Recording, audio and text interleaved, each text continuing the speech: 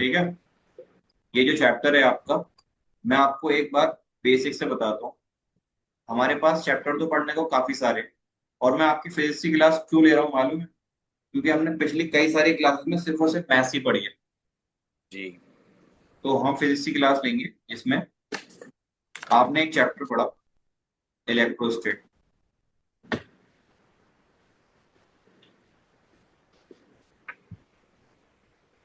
उसके बाद आपने दूसरा चैप्टर पढ़ा, इलेक्ट्रिक पोटेंशियल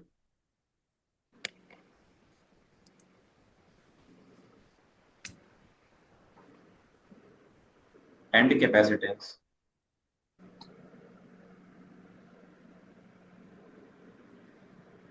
थर्ड पढ़ा आपने करंट इलेक्ट्रिसिटी।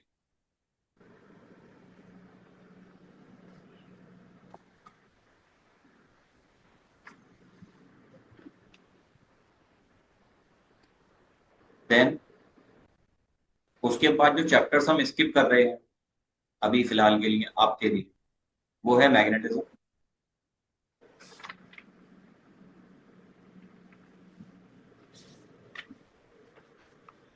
मैग्नेटिज्म बाद में है, पहले है मूविंग चार्ज।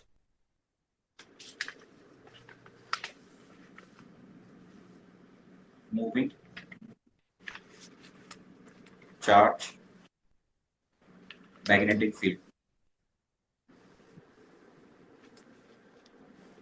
एक मूविंग चार्ज की वजह से मैग्नेटिक फील्ड, फिर आता है आपका मैग्नेटिज्म। और एक 6 नंबर का चैप्टर है आपका, इलेक्ट्रोमैग्नेटिक इंडक्शन। तो ये तीन चैप्टर इन ऊपर वाले तीन चैप्टर से इंटर रिलेटेड करते हैं। लेकिन हर चैप्टर में ऐसा नहीं है कि आप उसको बीच से पढ़ेंगे तो वो समझ में नहीं आएगा। लेकिन हाँ, थोड़ी बेहतर अंडरस्टैंडिंग हो जाती है कि अगर आप सीक्वेंस से चलते हैं तो। अब हम चलेंगे 7वें चैप्टर की तरफ आपके, जो कि हमारा होगा अल्टरनेटिंग करंट। बाकी और चैप्टर क्यों नहीं पढ़ा रहा मैं इसके बीच के, उसका एक लॉजिक है। क्योंकि अभी आपने करंट इलेक्ट्रिसिटी पढ़ा है, उसी के साथ हम अल्टरनेटिंग करंट अगर पढ़ लेंगे तो थोड़े थोड़े सिमिलर होते हैं। जैसे जो हमारा करंट होता है, मैग्नेटिज्म में हम पूरी एप्लीकेशन पढ़ते हैं कि करंट जब मूव करता है किसी भी कंडक्टर में ऐसे, तो वो क्या प्रोड्यूस करता है, किस तरीके से उसका बिहेवियर होता है। अल्टरनेटिंग करंट की अगर मैं बात करूं तो अल्टरनेटिंग करंट हम इसको डिस्कस करेंगे कि होता क्या है। इसके बाद इस बुक का एक और चैप्टर है, चैप्टर नंबर 8, जिसका नाम है इलेक्ट्रोमैग्नेटिक वेव। तो हम क्या करेंगे, हम अभी छोटे छोटे दो चैप्टर पढ़ेंगे, क्योंकि हमें दिखना चाहिए कि हमारा सिलेबस कुछ परसेंट तक हो चुका है। क्योंकि ऑलमोस्ट हमें 3 मंथ से ऊपर हो गए पढ़ते पढ़ते। तो मैंने आपको बोला भी था कि ये जो चैप्टर है शुरू के चार, ये काफी ज्यादा टाइम कंज्यूम करेंगे। तो इस चैप्टर में भी अभी काफी कुछ रहे जो पढ़ना है। और करंट इलेक्ट्रिसिटी में भी काफी कुछ है जो मैंने छोड़ा है। तो कुछ चीजें हम डिस्कस करेंगे। ठीक है। जैसे हमारा पोटेंशियोमीटर है, वो इस चैप्टर में डिस्कस कर लूंगा, फोर्थ वाले में। आपको अलग से पढ़ने की नीड नहीं पड़ेगी। समझ रहे हैं मेरी बात? जी। ठीक है। तो आप एक हेडिंग डालिएगा, अल्टरनेटिंग करंट, नए चैप्टर की। जी। डाली? हाँ। ठीक।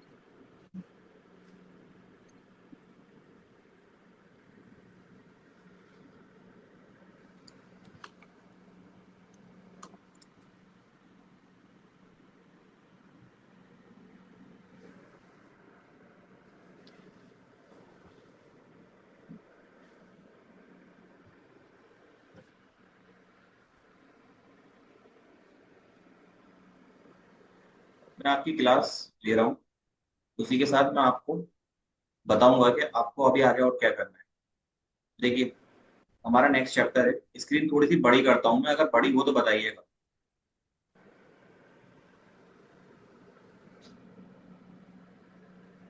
थोड़ी मैक्सिमाइज की स्क्रीन आपके लिए। अभी हुई है जी।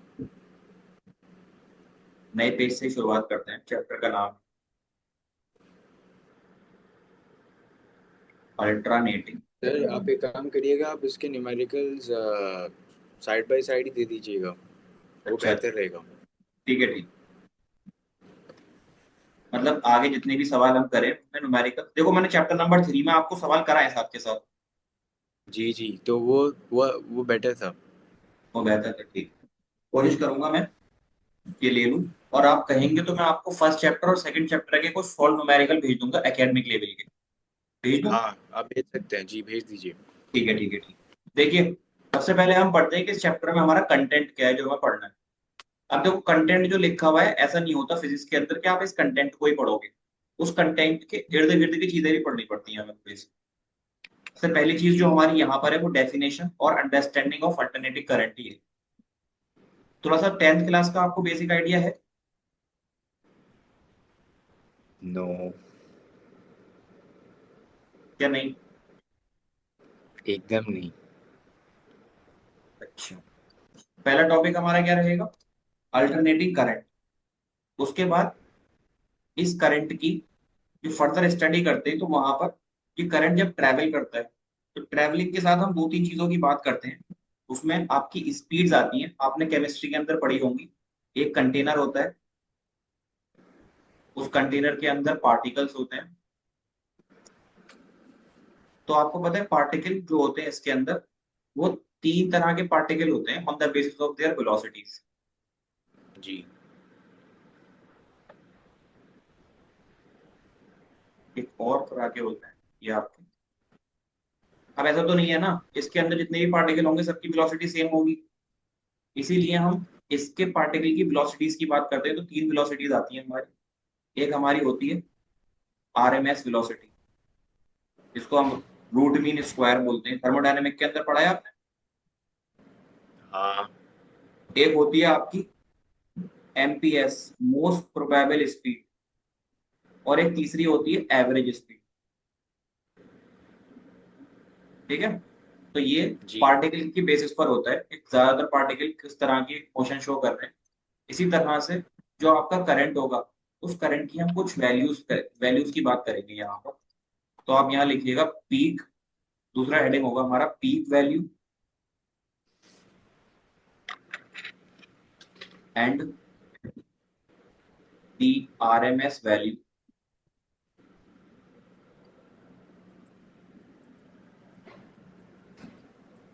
Of the AC. Alternating current को बार बार अल्टरनेटिंग करंट नहीं लिखूंगा, मैं एसी लिखूंगा। अब इस एसी को एयर कंडीशनर से प्लीज रिलेट मत करना, वो अलग होता है। जी। थर्ड नंबर पर हमारा टॉपिक होगा वो होता है रिएक्टेंस क्या होता है। एक एक करके इन सब चीजों की बात मैं करूंगा। अभी मैं आपको बेसिक बेसिक आइडिया दूंगा रिएक्टेंस। और रिएक्टेंस जैसा ही एक चीज होती है जैसे बोलते हैं इम्पीडेंस।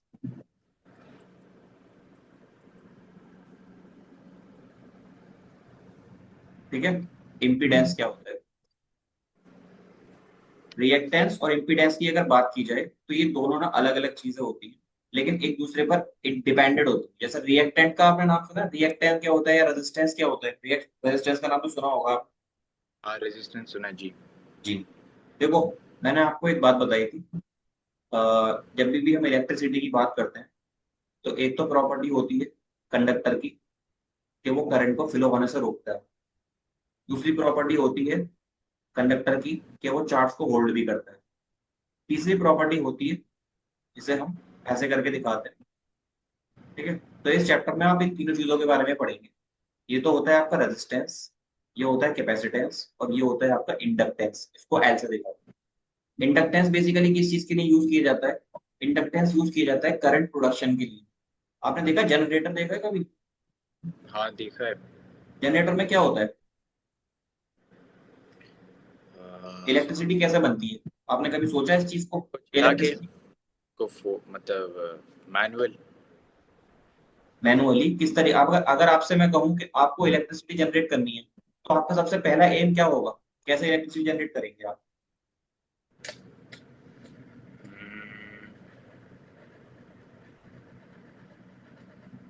नहीं सर, आइडिया?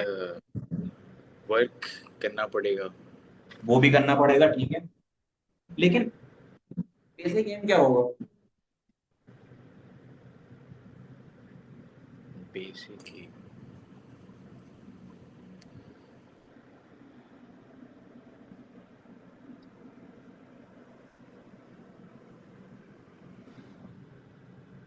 भाई अगर आपसे मैं कहूँ कि आपको लिखना है, तो लिखने के लिए आपको बेसिकली दो चीजों की जरूरत पड़ेगी। एक तो जिससे लिखेंगे वो, दूसरा जिस पर लिखेंगे वो। तो ये बेसिक जी। यूनिट होती है। तो करंट के लिए सबसे बेसिक चीज क्या होती है, अगर आपको करंट प्रोड्यूस करना है, तो एक ऐसी चीज क्या इलेक्ट्रिसिटी। है हाँ, इलेक्ट्रिसिटी। इलेक्ट्रिसिटी को तो flow of current, flow of electronic बोलते हैं ना।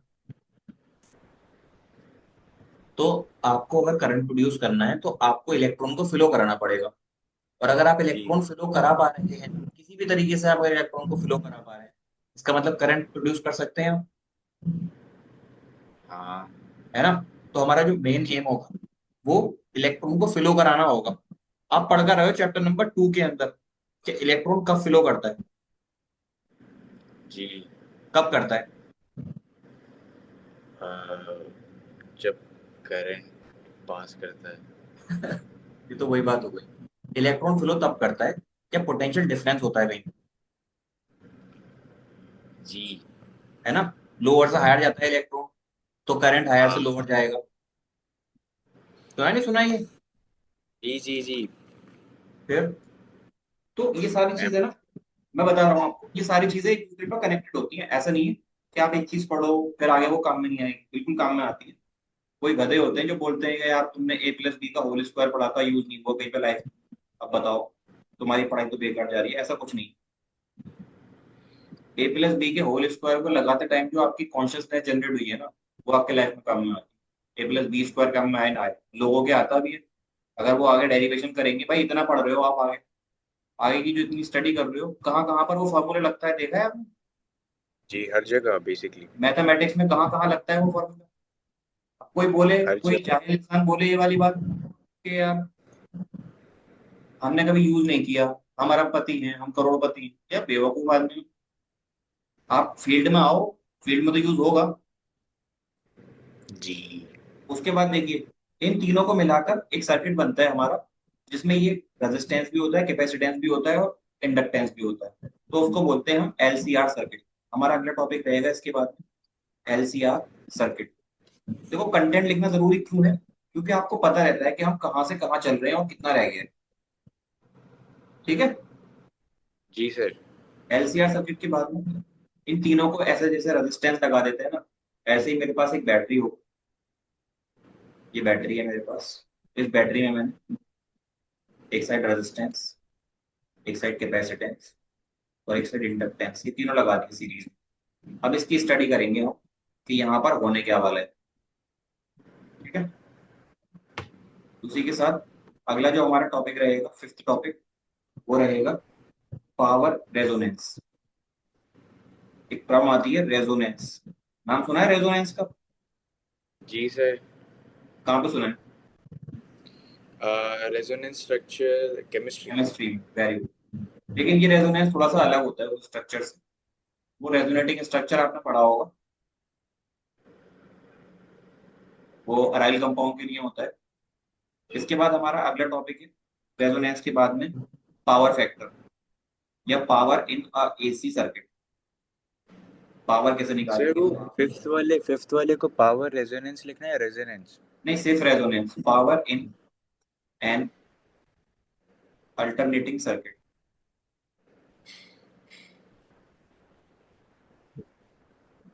ठीक है।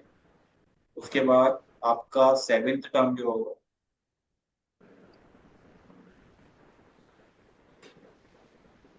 वो होगा, एक टर्म है यहाँ पर, इससे सवाल आता है, ये है पावर फैक्टर।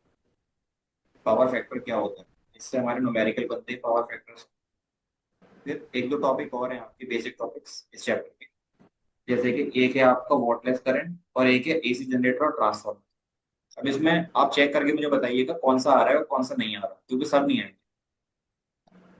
तो आपका जो एट्थ टर्म है वो है आपका वॉटलेस करंट।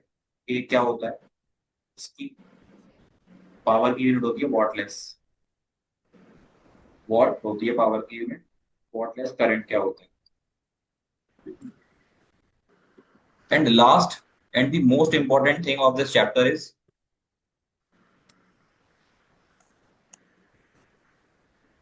हमारी है ट्रांसफॉर्मर।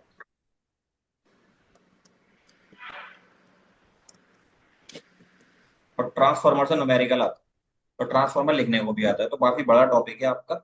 और ट्रांसफार्मर से पहले एक टॉपिक और है हमारा, वो है जनरेटर। देखो, चैप्टर को पढ़ने से पहले चैप्टर का आइडिया होना चाहिए। अब वो मैं आइडिया की तरफ चलता हूँ, अभी मैंने पूरा सिर्फ आपको कंटेंट बताया है, अब मैं चलता हूँ आइडिया की तरफ। कभी आपने सोचा है कि किस तरीके से आपका करंट प्रोड्यूस होता है?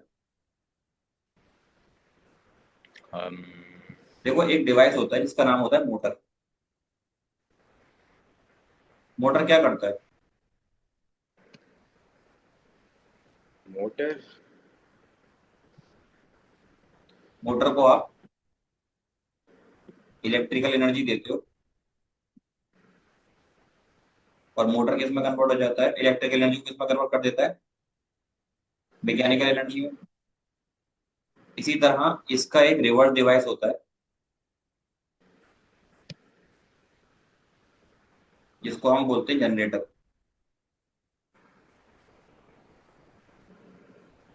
कुछ लोग इसको डायनामो भी बोलते हैं। जनरेटर में उल्टा होता है, आप मैकेनिकल एनर्जी देते हैं तो वो इलेक्ट्रिकल एनर्जी में कन्वर्ट हो जाता है। आपने तो कभी वो नहीं देखे होंगे, जो नॉर्मल यहाँ हमारे यहाँ जनरेटर यूज होते हैं, पता है उसमें क्या होता है? मैं बताता हूँ। देखो, एक तरफ एक पोल लगा हुआ है, ये है नॉर्थ पोल, और एक साइड है साउथ पोल। तो मैग्नेटिक फील्ड क्या करेंगी? नॉर्थ से निकलकर साउथ में जाएंगे। जी। पता है इसका थोड़ा बहुत आइडिया? नहीं। चलिए, कोई बात नहीं, ध्यान रखिएगा। N for north. N, N से मतलब निकलना, तो ऐसे ध्यान रखिएगा, नॉर्थ से निकलती साउथ में एंटर करती। तो ऐसे ही आप एक बार मैग्नेट लगा दीजिए यहाँ पर, और एक लगा दीजिए इधर, ये नॉर्थ और ये साउथ। इसमें भी मैग्नेटिक फील्ड निकलेगी नॉर्थ से, और कहाँ जाएगी? साउथ। साउथ में।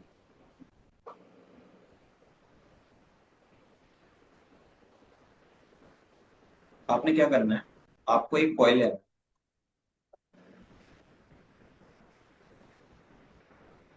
ये है एक कॉइल, इस कॉइल को ले जाकर बीच में रख दो। ऐसे ही यहाँ पर एक कॉइल लो और बीच में रख दो। तो एक चीज होती है जिसे हम बोलते हैं फ्लेमिंग रूल। इसका नाम तो सुना होगा आप। जी, 10th में आया था फ्लेमिंग्स लेफ्ट हैंड रूल। एक हाथ का नहीं, दोनों हाथ के रूल होते हैं, फ्लेमिंग रूल। इसमें लगता है आपका लेफ्ट हैंड रूल, और इसमें लगता है आपका राइट हैंड रूल। ठीक है। तो जी। यहाँ मैग्नेटिक फील्ड तो ऑलरेडी है, आप एनर्जी जो दे रहे हो वो कौन सी दे रहे हो? आपने एनर्जी दी इसको इलेक्ट्रिकल एनर्जी। तो मान लो कि इलेक्ट्रिकल एनर्जी यहाँ से जा रही है और यहाँ पर आ रही है, ये करंट जा रहा है, और यही करंट वापस आएगा। उससे क्या होगा? जब आपने करंट दिया, तो आप इसको इमेजिन नहीं कर सकते, मैं बताता हूँ क्या होता है। आप मेरी तरफ देखिएगा, सिर्फ मेरी तरफ। 1 मिनट के लिए मैं इसकी स्क्रीन की शेयरिंग को रोकता हूँ, और आप सिर्फ मेरी तरफ देखिए। मैं थोड़ा बड़ा हुआ,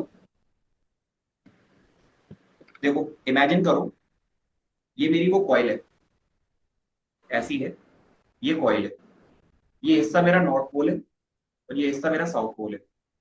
इमेजिन जी, कर सकते हैं? कर सकता हूँ। ये नॉर्थ पोल और ये साउथ पोल। इधर से मैग्नेटिक फील्ड निकलेगी और इधर जाएगी। ठीक है। मैंने यहाँ पर एक कॉइल रख दिया, कॉइल के साथ पता है क्या होगा? कॉइल के ऊपर फोर्स लगेगा। ये पूरा फोर्स मैं आपको चैप्टर नंबर 4 में पढ़ाऊंगा, कैसे लगता है, कैसे घूमता है। अभी आप ये मानिए कि आप एक कॉइल को ऐसे रख के इसका करंट दो। जब आप इससे करंट देंगे ना, तो ये क्या करेगा, कॉइल ऐसे करके घूमना शुरू कर देगा। और मोटर में होता क्या है? मोटर से तो घूमता है, मतलब इतने स्लो नहीं घूमता, लेकिन मोटर घूमता है ऐसे जी, जी, जी। करके, है ना? हाँ। अब इसका मैं उल्टा करता हूँ। उल्टा मतलब नॉर्थ साउथ, नॉर्थ से मैग्नेटिक फील्ड निकली, साउथ में गई। इसको मैं खुद से घुमा रहा हूँ, मैंने मैकेनिकल एनर्जी अपने पास से दी। मैकेनिकल एनर्जी जब मैं दूंगा ना, तो ये घूमेगा और इसके अंदर अब करंट जनरेट हो जाएगा। जनरेटर और मोटर में सिर्फ इतना फर्क होता है, इधर नॉर्थ इधर साउथ पोल लगा होता है।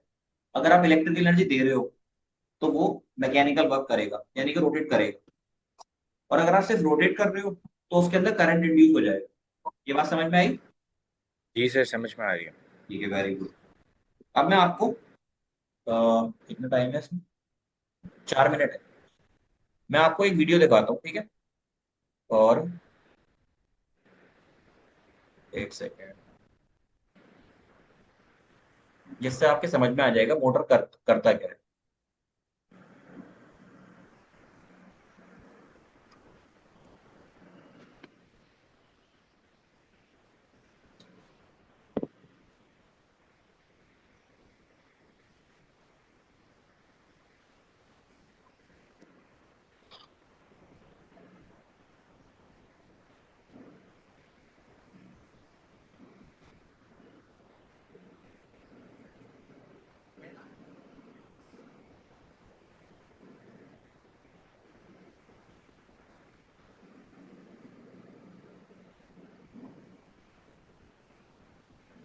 स्क्रीन दिख रही है आपको? जी दिख रही है। देखिए, आवाज आ रही है क्या? आवाज नहीं। ठीक है, ठीक है। देखिए, ये सारी चीजें हैं जिनमें मोटर काम करता है। होता क्या है देखो यहाँ पर, यहाँ पर इस तरीके का प्रिंसिपल होता है, एक साइड नॉर्थ पोल, एक साइड साउथ पोल, और ये बीच में लगी हुई है कॉइल। तो कॉइल में से एक साइड से करंट जा रहा है, देखो ये दिखा रहा है नॉर्थ से साउथ करंट जा रहा है। इसके बीच में आप क्या करेंगे ला करके? एक कॉइल डाल देंगे। जी, आप यहाँ एक कॉइल डाल दीजिए। कॉइल क्या करेगा, रोटेशन करना स्टार्ट कर देगा। बाकी इसका और मैकेनिज्म होता है, कहीं पर क्या लगा हुआ है, सिंगल रिंग लगी हुई है, डबल रिंग लगी हुई है। ये सब हमारा, देखो ये फ्लेमिंग का लेफ्ट हैंड रूल लगा रहा है। कैसे काम करेगा ये काम बताऊंगा मैं बाद में। अभी के लिए आपको सिर्फ इतना समझना है कि यहाँ पर करंट उसने दिया। करंट देने से क्या करेगा ये रोटेट करना शुरू कर देगा। देखो ये ऊपर जा रहा है, ऐसे करके रोटेट करना शुरू कर देगा। क्लियर है? जी जी।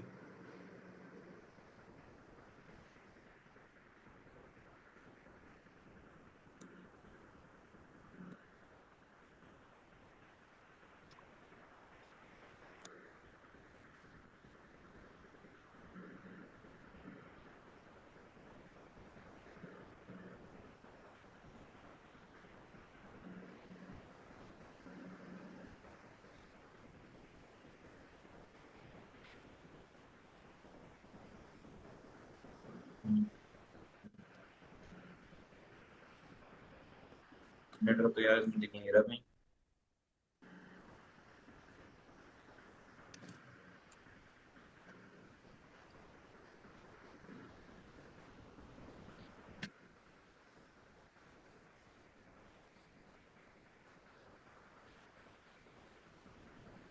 कुछ और ही आ रहा है जनरेटर के नाम पर। बस इतना समझिएगा, जनरेटर थोड़ा उल्टा होता है इसका। जैसे मैंने यहाँ बनाया है, इसका बिल्कुल रिवर्स प्रोसेस होता है। इसमें आप करंट नहीं देते, इसमें आप मैकेनिकल वर्क देते हैं, वो खुद से करंट इंड्यूस कर लेता है। समझ पा रहे हैं आप? जी नहीं, एक बेसिक आइडिया देना था मुझे, चैप्टर में आपका जनरेटर आगे है, तो हम उसको थोड़ा आगे जाकर पढ़ेंगे। तो ये जो करंट प्रोड्यूस होता है, ये करंट दो तरह का होता है, एक एसी और एक डीसी। अब अगले लेक्चर में हम इस चीज की बात करेंगे, ठीक है? ये खत्म होने वाला है, नेक्स्ट वाला लेक्चर ज्वाइन कीजिएगा आप। जी।